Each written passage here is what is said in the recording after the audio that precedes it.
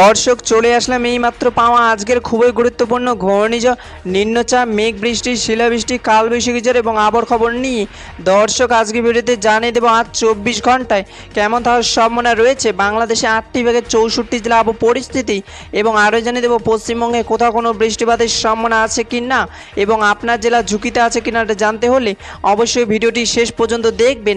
আর আপনি কোন জেলা থেকে আজকে আমাদের ভিডিওটি দেখছেন সেটা অবশ্যই কমেন্টে বলে দেবেন, তাহলে আমরা সবার আগে সেই জেলার আপডেট দিয়ে আগে শুরু করব।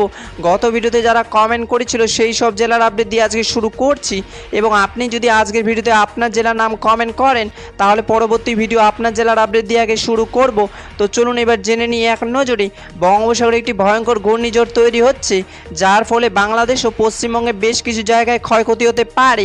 দর্শক এবার সরাসরি চলে আসলাম মেঘ বৃষ্টির স্যাটেলাইট পূর্বচিত্রে এবং এই মুহূর্তে দেখতে পাচ্ছি আজ এবং আগামীকাল 24 ঘন্টায় বাংলাদেশে 8টি বিভাগের 64 জেলা আকাশ মেঘলা থাকার সম্ভাবনা রয়েছে।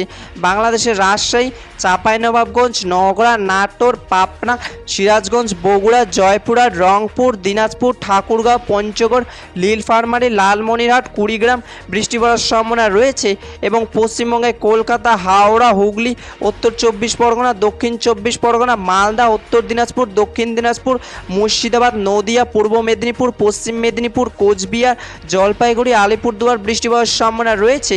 16 আগস্ট 2026 রবিবারে আবহাওয়ার খবর। দেখা হবে পরবর্তী দিনে আবহাওয়ার ভিডিওতে। ততক্ষণ পর্যন্ত সুস্থ থাকুন, ভালো থাকুন, ধন্যবাদ।